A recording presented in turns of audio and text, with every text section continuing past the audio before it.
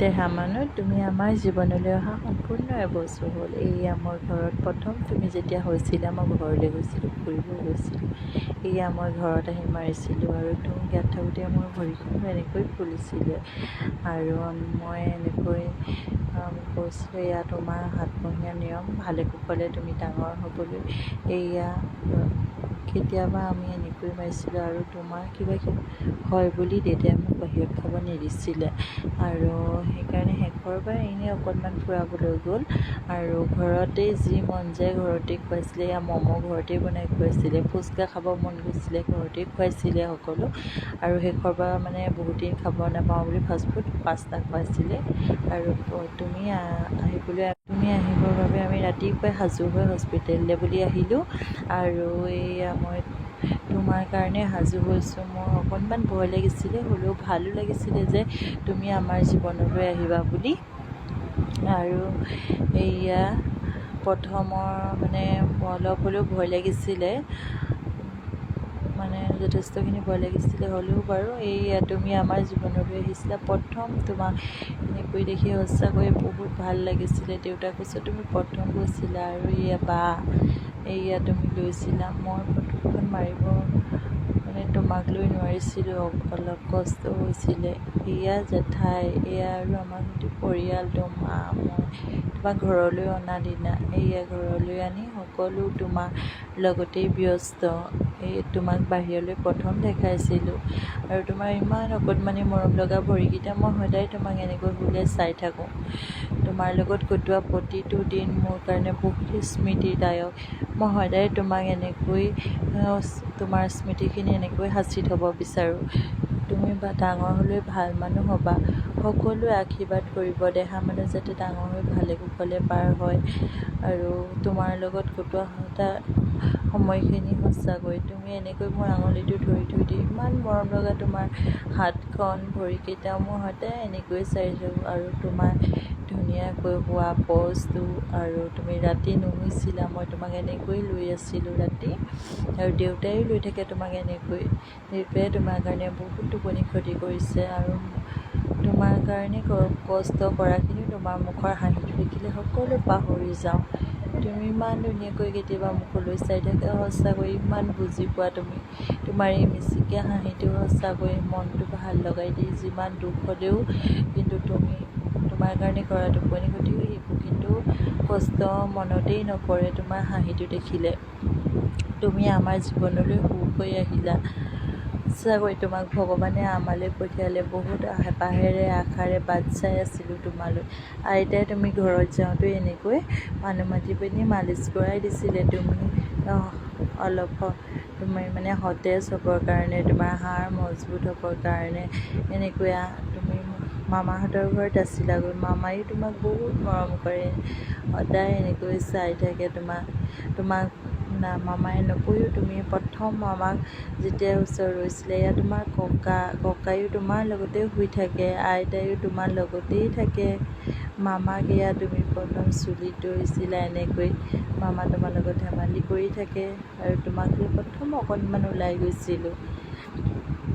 এয়া তোমাৰ সকলোৱে তোমাক বহুত মৰম কৰে। এয়া জেঠাই, এয়া আইতাৰ লগত তুমি সদায় এনেকৈ আইতাই লৈ তোমাক উমলাই থাকে, তুমি আইতাৰ লগত কথা পাতি থাকা। সঁচাকৈ দিনবোৰ ইমান সোনকালে বাগৰিলে। এয়া পূজাত আইতাৰ ঘৰত আছিলা, তোমাক বহুত বস্তু লৈ দিছিলে আইতাই। এয়া দেউতাৰ লগত তুমি সদায় এনেকৈ দেউতা দোকানৰ পৰা আহিলে তুমি কথা পাতা। এয়া প্ৰথম তোমাৰ দেৱালী, কিন্তু তুমি ভয় কৰা নাছিলা। তোমাক মই এনেকৈ দেখাই থাকোঁ আৰু প্ৰথম তুমি এনেকৈ সকলোখিনি পাৰ কৰি গৈছা আৰু তোমাৰ স্মৃতিখিনি মই ধৰি ৰাখিছোঁ। তোমাৰ কিবা হ'বলৈ দেউতাই কেতিয়াও নিদিয়ে। তোমাৰ কাৰণে মোক সদায় ভালকৈ থাকিব কয় আৰু তোমাক সকলোৱে বহুত মৰম কৰে, সকলোৱে আশীৰ্বাদ দিব। দেহা মানুহ ডাঙৰ হৈ ভালে কুশলে ডাঙৰ হওক আৰু ভাল এজন মানুহ হ'বলৈ। এয়া তোমাৰ বৰমা, আমি বেজী দিবলৈ নিছিলোঁ। এয়া তুমি বহিবলৈ অকণমানকৈ চেষ্টা কৰিছিলা, সেইকাৰণে মই তোমাক গাৰু দি দিছিলোঁ কষ্ট নাপাবলৈ। এইয়া তোমাৰ 5মহীয়া ফটোশ্বুট মই ঘৰতে কৰি দিছিলোঁ। আৰু এয়া তোমাৰ সৰু দাদা, আৰু এইখন তোমাৰ কাৰণে মই প্ৰথম আনি দিছিলোঁ। এয়া অন্নপ্ৰসন্নৰ কাৰণে তোমাক গা ধুৱাইছিলোঁ। এয়া তোমাৰ প্ৰথম মুখত ভাত দিছিলোঁ। এয়া তোমাক মই প্ৰথম সাজ খুৱাইছিলোঁ। এইয়া তোমাৰ জেঠাই, তুমি এয়া প্ৰথম টেঙা খাইছিলা, তুমি কেনেকুৱা কৰিছিলা মুখখন সঁচাকৈ। এয়া তোমাৰ প্ৰথম মাঘ বিহু আছিলে। আৰু এইয়া আইতাহঁতৰ ঘৰলৈ গৈছিলোঁ।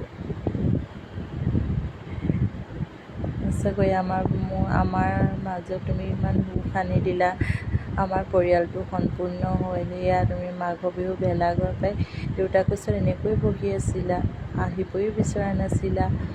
আৰু এইয়া তোমাৰ মিচিকীয়া হাঁহিটোৰে সৈতে তুমি অকল দেউতাৰ লগত কথা পাতি থাকা। দেউতাই দোকানৰ পৰা আহি তোমাক এনেদৰে চাই থাকে। সঁচাকৈ ইমান সোনকালে সময়বোৰ বাগৰিছে, তুমি অকণমানকৈ ইমান ডাঙৰ হ'লা। তোমাৰ স্মৃতিবোৰ সদায় এনেকৈয়ে জীপাল কৰি ৰাখিম। তুমি ডাঙৰ হ'লেও তোমাৰ এই সৰু স্মৃতিখিনি চাই যেন তোমাৰ প্ৰতিটো দিন মনত ৰাখোঁ তাৰেই। এয়া তোমাক লৈ প্ৰথম বিয়া খাবলৈ গৈছিলে, আৰু এয়া তোমাৰ প্ৰথম হলি আছিলে। এইয়া তুমি দেউতাৰ গাৰ ওপৰত উঠা, আৰু দেউতাই এনেকৈ তোমাৰ কাষত আহি শুই থাকে। এয়া তোমাৰ প্ৰথম বিহু। তোমাৰ সকলোখিনি দিন কেনেকৈ ধৰি ৰাখিছোঁ দেখিছা। তুমি ডাঙৰ হ'লে এইখিনি চাবা তোমাৰ স্মৃতি হিচাপে। আৰু তুমি প্ৰথমবাৰ মইনাপুৰীয়া আৰু ঢেকীয়াখোৱা নামঘৰলৈ গৈছিলা, কাৰণ তোমাক লৈ আমি মন্দিৰলৈ যোৱাই নাছিলোঁ। এবছৰ হ'ব হ'ল মোৰ শহুৰ দেউতা ঢুকোৱাৰ বাবে, মানে তোমাৰ ককা ঢুকোৱাৰ কাৰণে আমি যোৱা নাছিলোঁ। এয়া তুমি প্ৰথম ভাওনা চাইছিলা। এয়া তুমি ইমান ধুনীয়াকৈ ভাওনা চাই আছিলা। এয়া তোমাৰ মামাৰ লগত ধেমালি। সঁচাকৈ দিনবোৰ ইমান সোনকালে বাগৰিছে। এয়া তুমি আইতাৰ লগত বহুত ধেমালি কৰা। এয়া তুমি প্ৰথম চুঁচৰিবলৈ লওঁতে তুমি এদিনকৈ এনেকৈ এবছৰ সম্পূৰ্ণ কৰিলা। হেপী বাৰ্থডে দেহা, তুমি ভালে কুশলে পাৰ কৰা। ভালে কুশলে তোমাক ভগৱানে ভালে কুশলে ৰাখক, সুস্বাস্থ্য কৰি ৰাখক। তুমি ডাঙৰ হৈ ভাল মানুহ হ'বা। সকলোৱে আশীৰ্বাদ কৰিব দেহা মানুহক দেই। কওঁ আমাৰ সপোন দেহা মানুহে, সেইকাৰণে সকলোৱে আশীৰ্বাদ কৰিলে দেহা মানুহ ভাল হ'ব। সকলোৰে আশীৰ্বাদ বিচাৰোঁ দেহা মানুহৰ কাৰণে। কাৰণ এবছৰলৈকে দেহা মানুহক আমি ভগৱানৰ ওচৰ নিব পৰা নাছিলোঁ। শহুৰ দেউতা ঢুকোৱাৰ বাবে এবছৰলৈ মন্দিৰলৈ যাব নাপায়, সেইকাৰণে এতিয়া আমি দেহা মানুহক নিছোঁ। আৰু মই ভগৱানক মনৰ পৰাই বিশ্বাস কৰিছিলোঁ, ভগৱানে সকলো ভালে ৰাখিব বুলি। আজি দেহা মানুহ আমাৰ মাজত এনেকৈ ইমানটো ডাঙৰ হ'ল। সঁচাকৈ ভগৱানক বহুত বহুত ধন্যবাদ তোমাক আমাৰ মাজলৈ